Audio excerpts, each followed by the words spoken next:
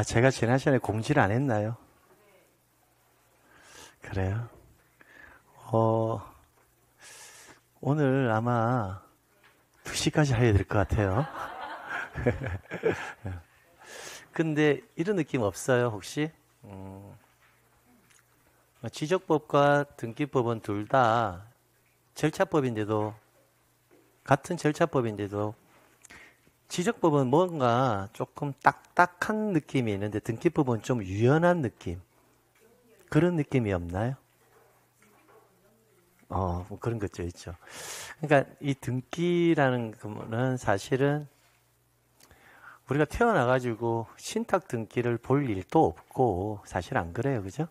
그런데 신탁은 조금 용어에 대한 개념적 이해만 좀 잘 돼 있으면 오히려 좀 딱딱하지 않고 조금 뭐란다 물을 기준으로 한다면 지적법은 잔잔한 호수 같은 느낌이고 등기법은 바다 같은 느낌이에요. 좀 역동적인 느낌이 좀 있거든요. 그래서 저는 사실 등기가 오히려 점수를 받기 더 좋은 과목인데도 불구하고 이제 수험생들이 등기를 조금 힘들어하는 이유가 지적은 단편적인 것만 암기하면 되잖아요. 그죠? 파트가 나눠져 있고. 근데 등기는 용어도 생소할 뿐만 아니라 내용적인 절차도 조금 이해를 해야지만 이게 이루어진다라는 걸 알 수가 있어요. 그래서 등기를 마지막까지 포기하지 마시고요. 어느 정도 등기가 어느 정도 수준 올라오잖아요. 그죠? 그럼 등기는 잘 안 잊어버려져요. 근데 지적은요. 금방금방 소멸되거든요. 그럼 시간이 지나면 더 스트레스를 받는 파트가 오히려 등기보다는 뭐다? 지적이 더 스트레스를 받아요. 지적이. 그렇다고요. 그래서 등기 포기하지 마시라는 거예요. 자, 가볼게요. 이런 내용들은 여러분 읽어보시면 되고요. 읽어보시면 되고, 필수적인 것만 제가 탁탁 체크해 드릴게요. 디귿 지문, 수탁자가 여러 사람인 경우, 이거는 뭐다? 합유라고 본다라는 거, 요거 하나 기억해 두시고요. 그 다음, 신탁 비업 지분을 좀 보면, 신탁 재산이 원래 수탁자의 고유 재산이 아니잖아요? 근데 수탁자의 고유 재산이 되었다면 그 뜻을, 이거 수탁자 이제 고유 재산입니다라는 뜻의 등기는 무슨 등기 형식으로? 주등기 형식으로 따로 기록을 해준다라는 거. 단순 암기사항. 그 다음, 비업 지문에 신탁 재산의 일부가 처분되었거나 신탁 일부가 종료되어 권리 이전 등기와 함께 신탁 등기의 변경 등기를 할 때에는 뭔 말인지는 모르겠지만 뒤에는 뭐는 나와야 된다? 하나의 뭐를 나온다? 순위번호를 사용한다. 이 말을 기억하시면 돼요. 그러면 앞의 내용을 이해하려고 하지 말라는 거예요. 나왔을 때 뒤에 항상 마지막 서술어는 하나의 순위번호, 동시신청, 일괄신청 그 개념으로 나와야 된다. 그럼 이 틀리게 할 때는 별개의 순위번호를 사용한다 이라면 틀리겠다. 그죠? 예, 그렇게 그냥 푸시라는 거예요. 그 다음에 보시게 되면 신탁 등기는 이라고 돼 있죠. 신탁 등기 자체만 물어보잖아요. 그럼 뒤에 뭐가 나와야 된다? 단독 이거 나오면 된다고요. 근데 그 뒤에는 보세요. 신탁 등기의 신청은 이라고 나왔죠. 그럼 신청은 나오면 뒤에 뭐가 나온다? 동시에 이 말 나온다고요. 그럼 일괄 이거 나와도 될까요? 네. 하나의 순위번호 나와도 될까요? 네. 이제 그렇게 이제 문제 푸시라는 거예요. 니은 지문은 따로 볼 필요는 없고요. 디귿 지문. 수익자나 위탁자는 수탁자를 뭐하여? 대위하여 신탁 등기를, 이게 신탁 등기를 이라고 되어 있죠. 그럼 신탁 등기는 뭐다? 단독, 이렇게요. 위 경우 신탁 등기, 여기는 뭐라고 되어 있다? 신청은 이라고 되어 있죠. 그럼 신청은 나오면 뒤에 뭐가 나와야 되는데? 동시, 이거 나와야 되는데, 대위해서 신탁 등기를 신청할 때는 동시라는 말이 나와서는 안 된다라는 거예요. 됐나요? 예, 그 다음. 뭐라고 되어 있는데 뒤에는 항상 뭐가 나온다? 하나의 순위번호. 끝. 그럼 3번 지문. 자, 여기에 보면 신탁 원부의 기록의 변경 등기를 이라고 되어 있죠.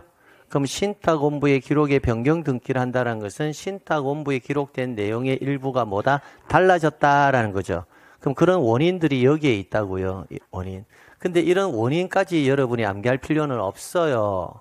그럼 신탁 원부에 기록된 내용이 달라지면 신탁 원부의 기록에 뭐를 해야 되는데 변경 등기는 해줘야 되는데 이 내용에 관한 등기를 법원에서 결정했느냐 등기관이 결정했느냐에 따라서 달라진다고요. 근데 앞에 뭐라고 돼 있나요? 등기관이 신탁재산에 속하는 부동산에 관한 권리에 대해서 다음 어느 하나의 등기를 할 경우 이런 등기 수탁자 변경으로 한 이전 이런 등기를 했을 때 그럼 등기관이 했잖아요. 그죠? 그러면 신탁 원부도 바꾸는 것을 누가 해라? 등기관이 해라는 거예요. 그래서 어떻게 해라? 직권으로 이렇게 나오는 거고요. 그 다음에 보세요. 역시 신탁 원부의 기록에 변경 등기를이라고 되어 있죠. 근데 신탁 원부의 기록에 변경 등기를 해줘야 될 사유가 발생했는데 그 사유가 뭐라고 되어 있다? 법원은 수탁자 해임, 신탁관리인의 선임, 해임 재판, 신탁의 변경의 재판을 한 경우 그러면 신탁 원부의 내용을 바꿀 것을 누가 했다는 거예요? 법원에서 했다는 거잖아요. 그러면 이때는 어떻게 해라? 신탁 원부의 변경 등기를 뭐 해라? 촉탁하라라는 겁니다.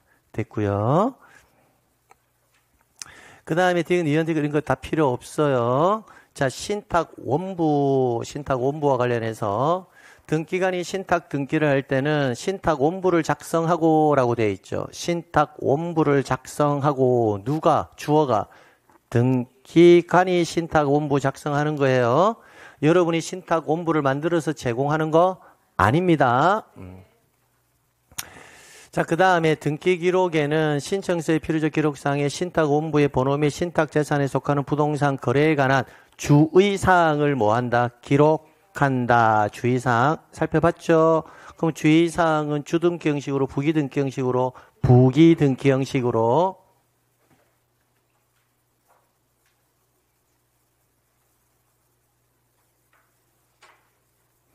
그러면 이제 신설된 내용이 뭐다? 주의사항을 기록하여야 한다까지가 우리 법률의 규정. 그럼 그에 관한 시행 규칙, 등기 규칙에 금방 제가 설명한 거 2개 추가시키면 됩니다. 그럼 주의사항은 어떻게 기록하고 부기등기로 됐나요? 그럼 주의사항이 뭔데요? 주의사항이 기록되는 내용이 뭔데요? 하면 금방 14번에 읽었던 뭐다? 등기사항, 증명서, 신탁, 목적, 그 다음에 수탁자, 수익자, 그 다음에 신탁재산의 관리 및 처분 이런 내용들을 뭐한다? 기록한다. 그렇게 해서 첨삭시키면 됩니다. 네, 됐습니다. 자, 그 다음 신탁도 뭐다? 소유권 이전 등기 형식이고 계약이잖아요. 그죠? 계약이고 소유권 이전이라면 뭐 받아야 한다? 거민 이렇게요. 그 다음에 뭐라고 되어 있는데 여기 보면 신탁 등기의 말소 신청은 이라고 되어 있죠. 그러면 뒤에 뭐가 나와야 된다? 동시에 신탁 등기 말소 등기는이 아니라 말소 등기면은 신청은 나왔으니까 어떻게 해라? 동시에. 그럼 어떤 등기하고 동시에 해라 하냐면 위에 있는 등기하고 여기에 있는 이런 등기들 이런 등기하고 신탁 등기 말소 등기 신청은 어떻게 한다? 동시 이런 말이라고. 그러니까 굳이 암기할 필요가 없다고요. 그 다음 여기는 보세요. 신탁 등기 말소 등기 신청은이에요. 말소 등기는이에요. 말소 등기는 신탁 등기만 물어보는 거라고요. 그런 뒤에 뭐다? 단독 이렇게 이제 구별하시면 된다고요. 그럼 이 정도 수준으로 가져가시면 됩니다. 네. 그래서 올해 저는 개인적으로 신탁이 나올 개연성은 상당히 높다라고 봅니다. 그 다음 상속인데요. 지금부터는 출전이 독립적인 문항으로 안 내고요. 잘 들으셔야 돼요. 독립적인 문항으로 내지는 않고 그 등기에 주된 핵심되는 지문들이 몇 가지가 있어요. 그 내용의 개념 정도만 물어봅니다. 개념. 그럼 상속은 여러분이 모르는 사람 없잖아요. 그러니까 상속 가지고 독립적인 문제로 나올 게 없다라는 거예요. 근데 상속과 관련해서는 첫 번째 여러분이 이미 알고 계신 게 뭐냐면 여러 명의 상속인이 있어요. 이미 알고 있는 겁니다. 여러 명의 상속인이 있다라는 말이 딱 나오는 순간 뭐가 떠올랐냐면 지분이 떠올라야 되겠죠. 여러 명의 상속인이 있다 하면 지분이 떠올라야 되죠. 그럼 여러 명의 상속인 중 1인이 자기 지분만 상속을 원인으로 한 소유권 이전 등기는 되냐 안 되냐 이거 물어본다고요. 자기 지분만 상속 돼야 안 돼요? 안 된다 그죠? 다시 한번 지분의 용의권 X, 지분만 보존 X, 지분만 상속 X, 1인이 전원 명의의 본등기 X, 합유 지분 기록 X. 그러니까 이게 굉장히 자주 나온다 하잖아요. 그래서 제가 등기 총설할 때 이것은 반드시 뭐해라 적어 놓고 풀어라 했던 거 기억하시죠? 됐습니다. 계속 가볼게요. 그래서 뭐 특별한 내용은 따로 제가 안 볼 겁니다. 니은 지문요. 공동상속인 중 1인이 자기 지분에 대해서만 상속 등기는 된다 안 된다? 안 된다. 그럼 나머지는 가능하다 이렇게 갈 거고요. 자, 이 등기 원인하고 등기 원인 일자 요 두 가지는 좀 기억하셔야 돼요. 하셔야 되는데 이제 이쪽으로 좀 보시게 되면 제가 표로 만들어 놨거든요.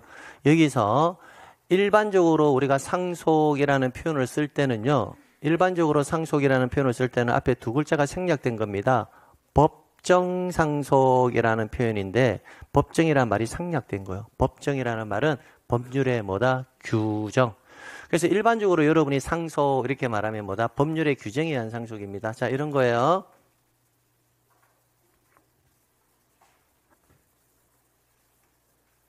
갑, 사망,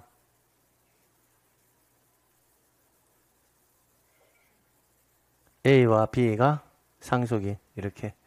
그럼 법률의 규정에 의해서 A와 B, 와이프는 뺄게요. 계산 복잡하니까. 그럼 갑이 사망하면 큰아들, 작은아들, 아래 아들 2명이 있다면 법률의 규정에 의한 상속은 법으로 정해져 있습니다. 똑같이 2분의 1, 2분의 1씩 받아가는 것을 법정상속이라고 해요. 됐죠?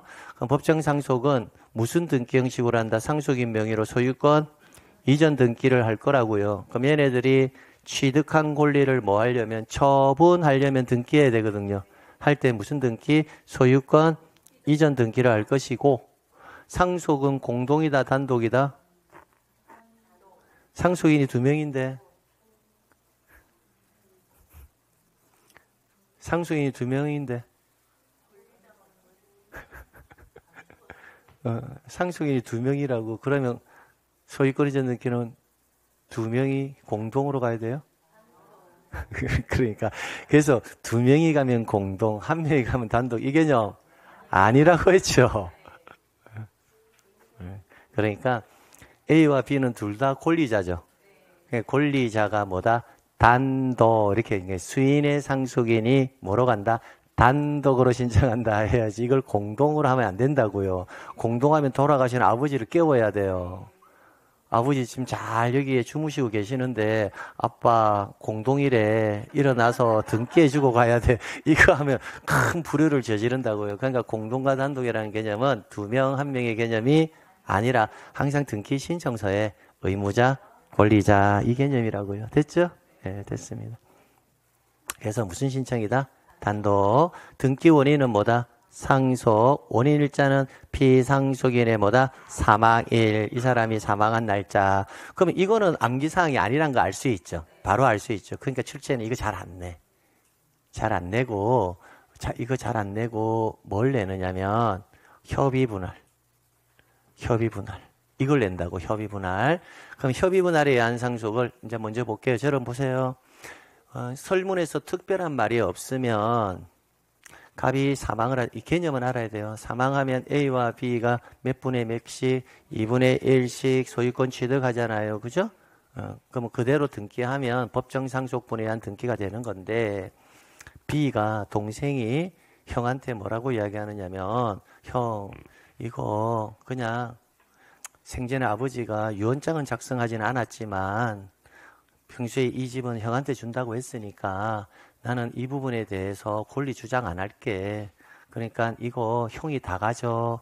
이렇게 동생이 말할 수도 있나요? 그러면 이거는 형과 동생이 협의를 했다는 걸 알 수 있죠. 상속 재산에 대해서. 이게 뭐다? 협의 분할에 의한 뭐다? 상속이라고 하는 거예요.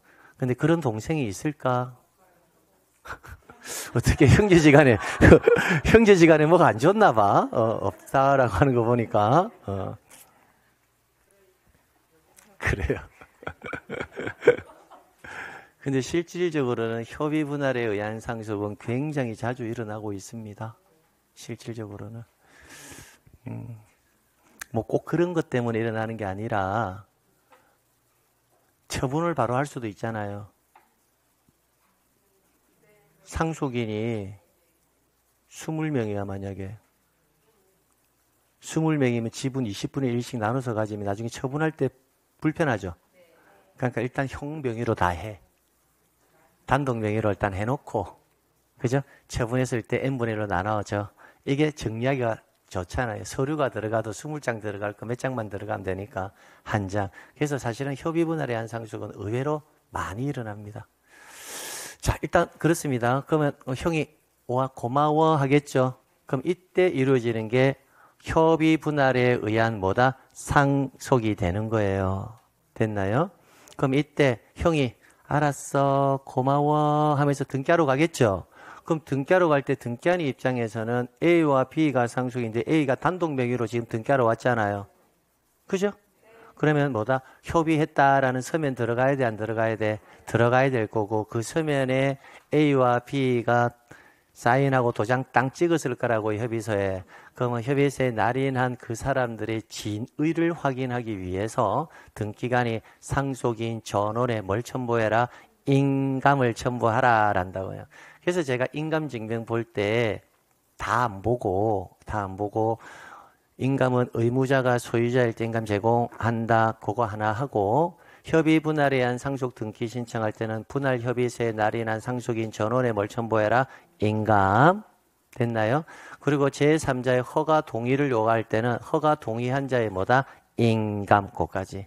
그럼 이러한 서면에 뭘 받으면 공증을 받았다면 인감은 제공할 필요가 없다. 요 정도는 암기하고 가라 했거든요. 그렇죠? 예. 그렇습니다. 예. 그래서 이때는 형이 무슨 신청? 상속이니까 공동이란 말이 있을 수 없죠. 단독. 그 다음에 원인일자는 피상속인의 뭐다? 사망일. 그러니까 협의 분할에 의한 상속과 법정 상속은 원인만 다르다라는 것을 알 수가 있나요? 똑같잖아.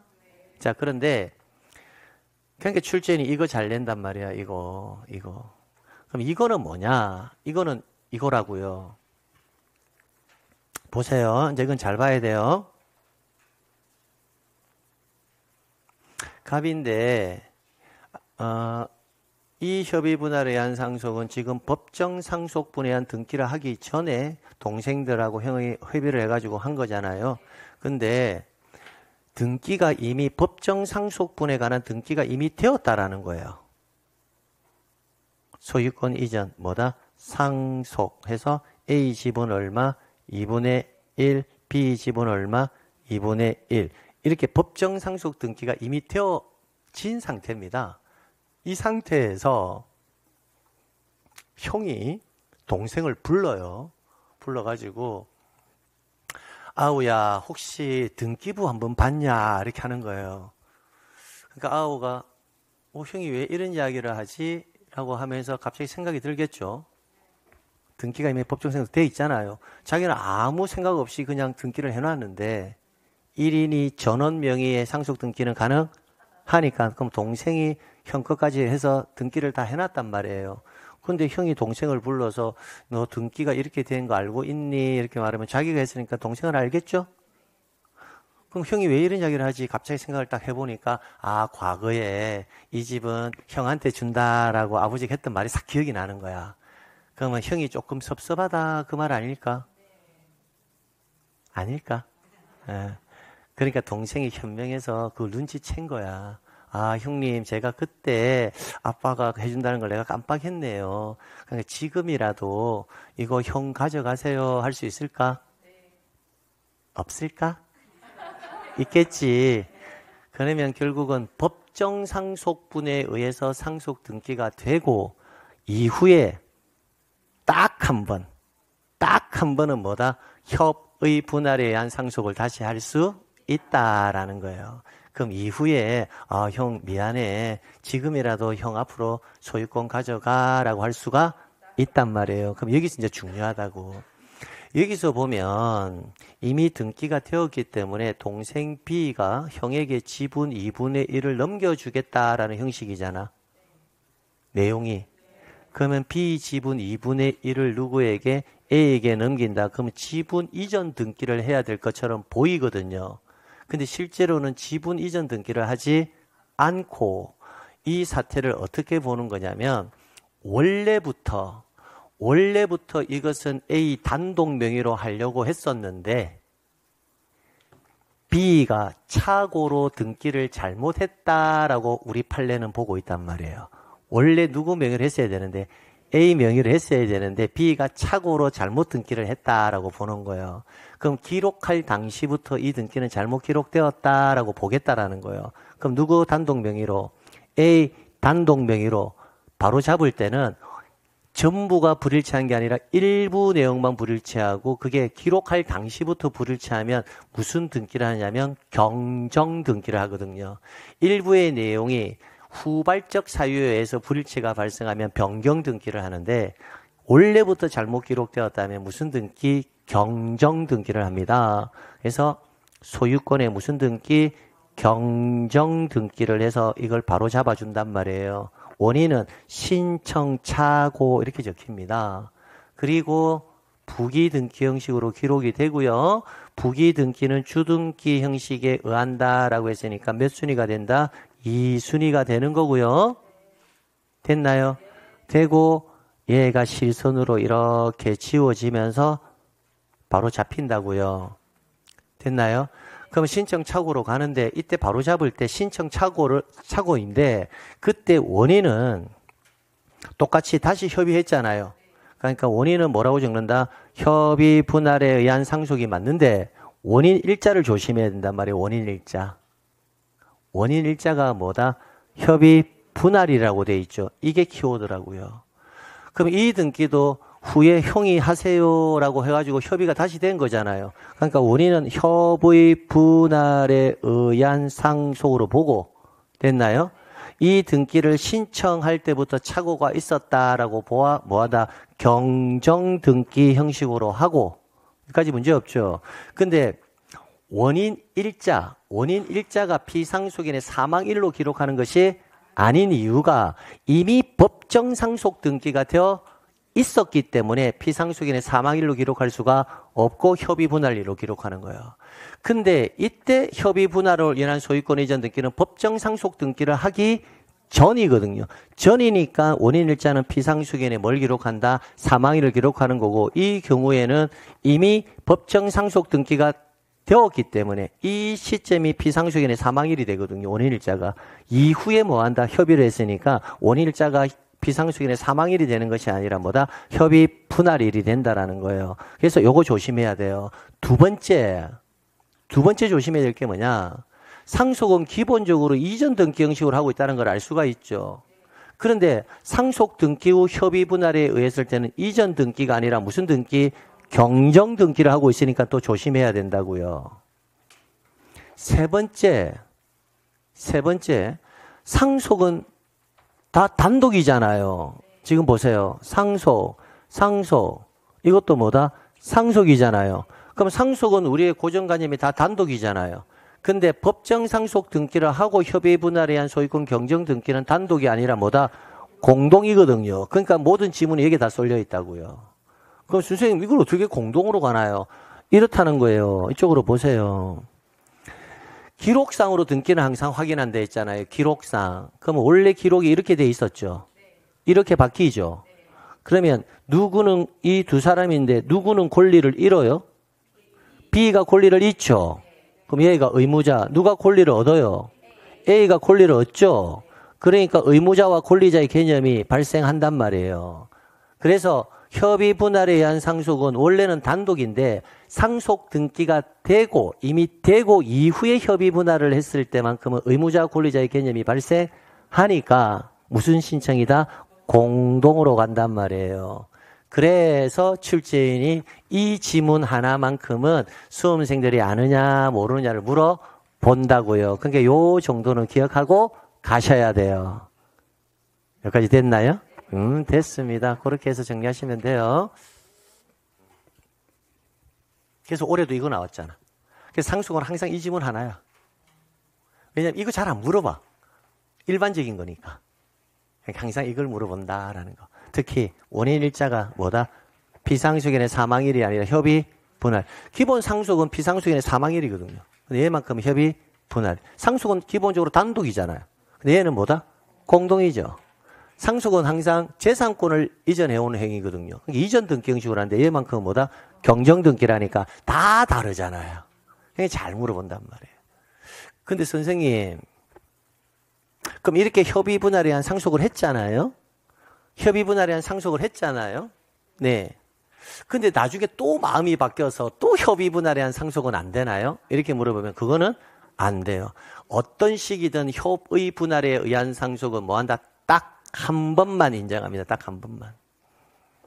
자, 이게 또 이제 세법에 가면 좀 또 달리 해석을 해요. 세법에 나오는지 안 나오는지는 모르겠지만 세법에 가게 되면 좀 달리 해석을 해요.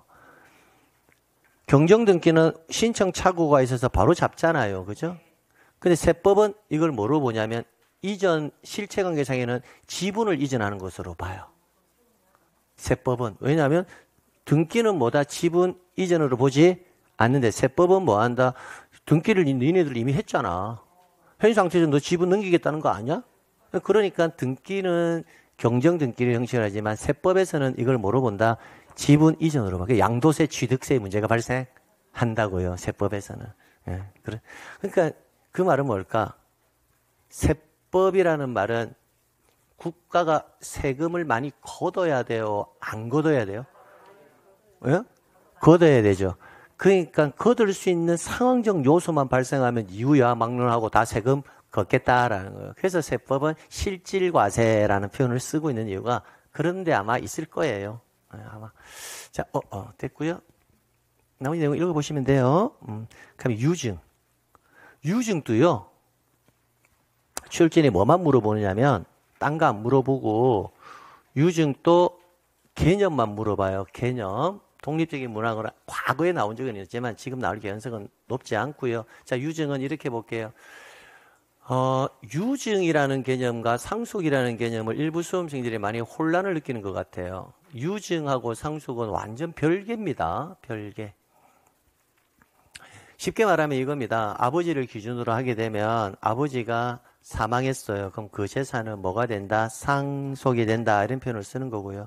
근데 아버지가 사망하기 전에 미리 유언장 작성할 수 있잖아요. 유언장 작성하고 사망하면 뭐다? 유증이에요. 그럼 틀리다는 거 느끼시죠? 그러면 상속은 상속인의 범위가 딱 확정되어 있죠.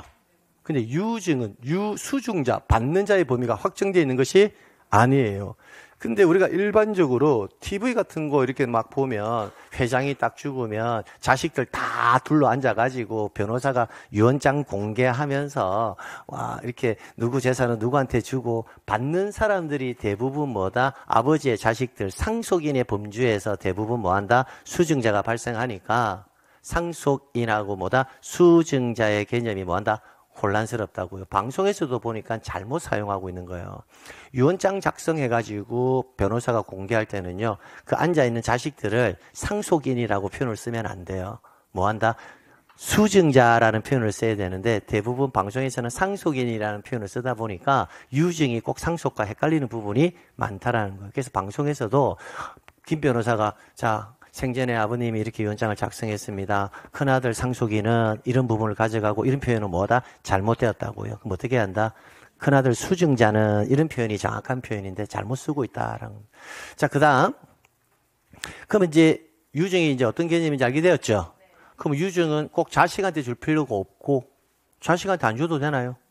네. 제가 여러분에게 유언장 작성할 수 있잖아요.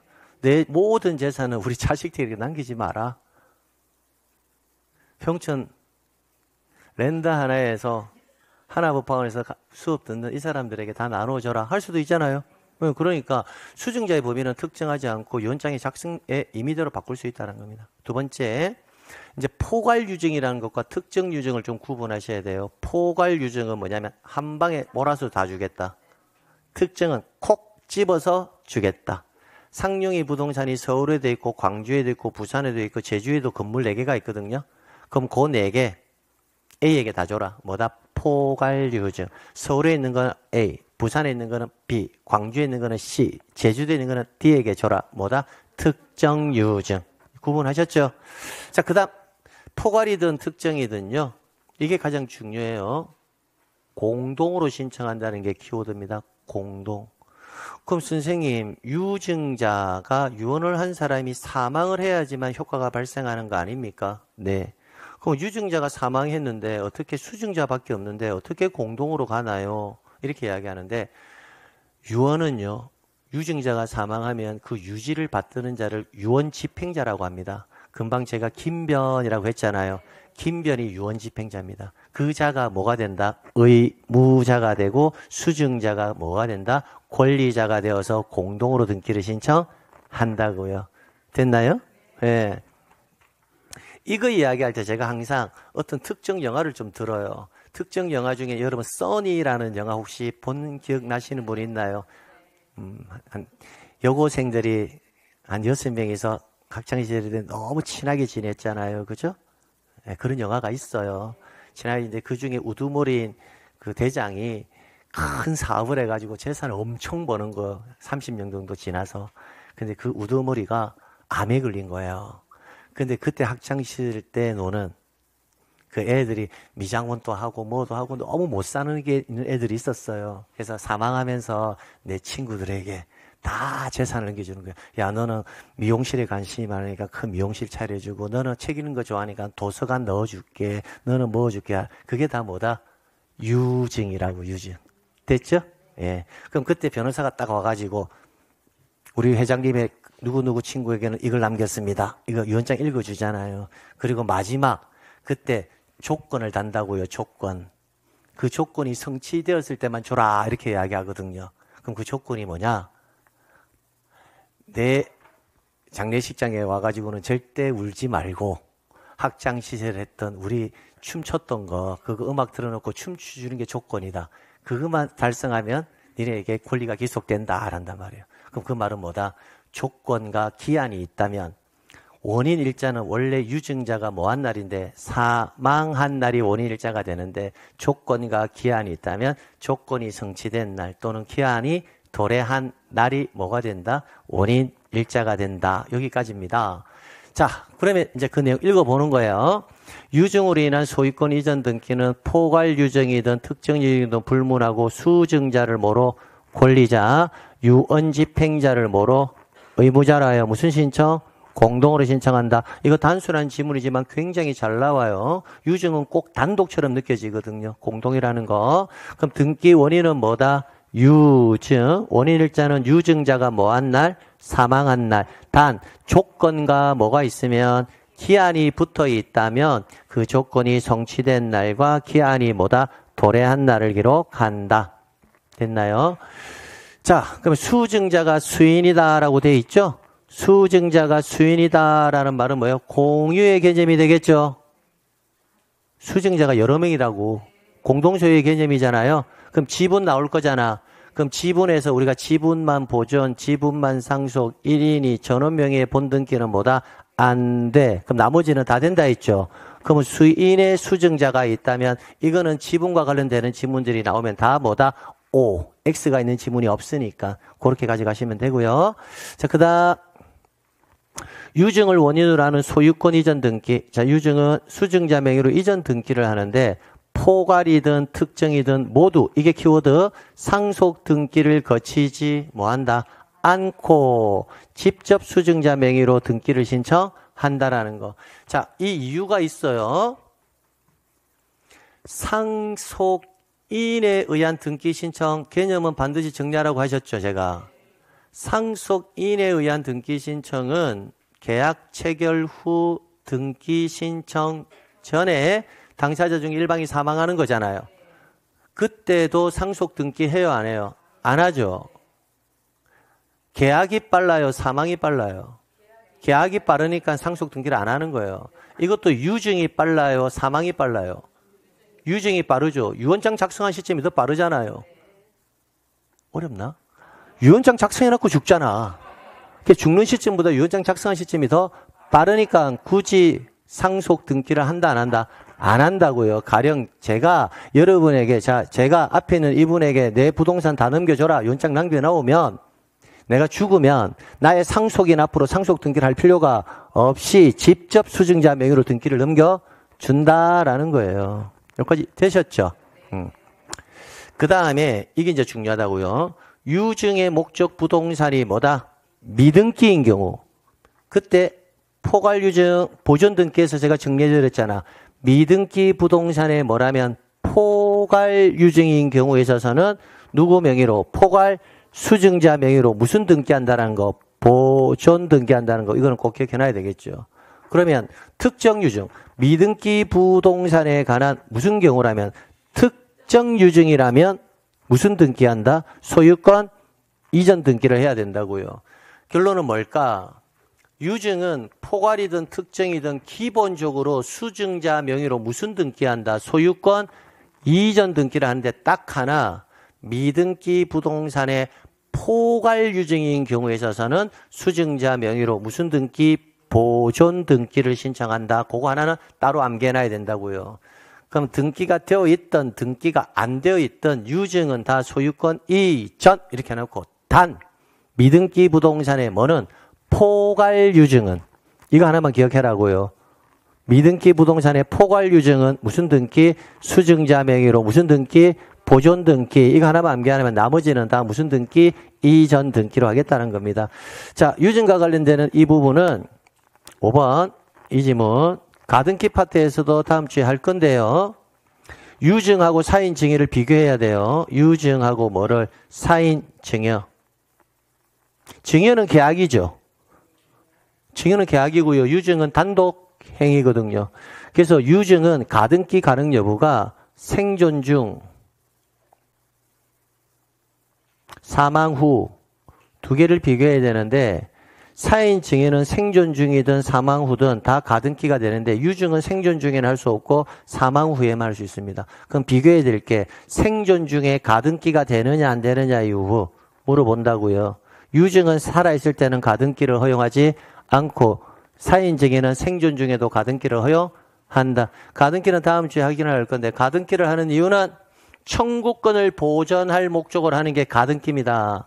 청구권을 보전할 목적으로 하는 게 가등기인데 유증은 생존 중에는 청구권이 발생하지 않습니다. 사망에 발생하거든요. 근데 사인 증여는 생존 중이라 하더라도 청구권은 발생한다고요. 다만 청구권을 행사는 언제 한다? 사망한 후에 하는 거예요. 그래서 증여는 계약이기 때문에 생존 중에도 청구권이 발생하므로 가등기가 가능한데 유증은 생존 중에 가등기 할 수 없다. 요거까지 해서 세트 지문으로 가져가시면 됩니다. 끝. 그 다음. 자, 유류분과의 관계. 요 유류분과의 관계는 크게 신경 쓸 필요 없어요. 유류분이라는 것은 뭐냐면 내용만 알고 가시면 됩니다. 자, 상용이가 100억의 재산이 있습니다. 상용이가 100억의 재산이 있고요. 이 100억의 재산을 우리 딸 아이들에게는 하나도 남기지 않고 유언장에 내가 죽거든 나의 모든 재산은 상용장학재단에 다 출원해라 라고 했습니다. 100억의 재산. 그럼 제가 죽으면 100억의 재산이 어디로 넘어간다? 상용장학재단으로 귀속하게 된다고요. 그럼 우리 자식들은 10원도 못 받게 되죠. 근데 우리 자식들이 집에서 맨날 하루에 3끼 못 먹고 이틀에 한 끼씩 라면만 먹고 있는 거예요. 그러면 상용이는 죽어도 자식을 잘 보필해야 될 의무가 있는데도 불구하고 못하고 있잖아요. 그래서 우리 민법에는 뭐라고 되어 있냐면 아버지가 자식에게 10원 탱푼도 안 남기고 다 사회에 환원을 했을 때 그 자식은 자신이 받아야 될 상속분에 대한 2분의 1 한도 내에서는 반환을 청구할 수 있다라고 되어 있습니다. 쉽게 말하면 저한테 자식이 2명이 있습니다. 그럼 제가 100억의 재산을 장학재단에 기부했죠. 안 했다면 우리 자식들은 금전으로 따진다면 얼마씩 받았을까요? 50억씩 받았겠죠.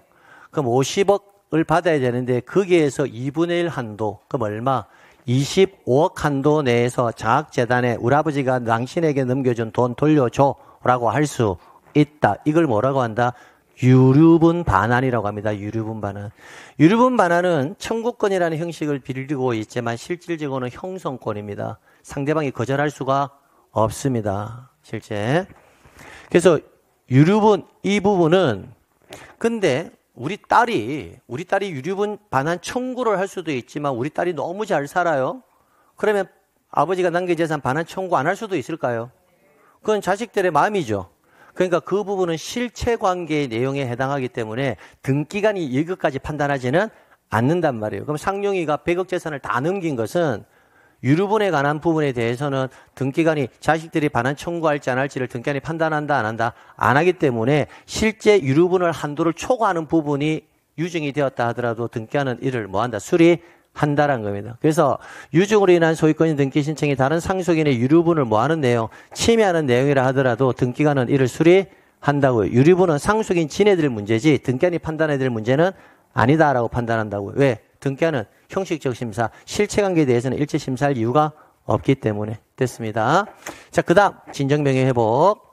그럼 진정명예회복 얘도 출제인이 요즘 잘 내고 있어요. 진정명예회복은 다른 건 안 내고 항상 개념만 물어봅니다.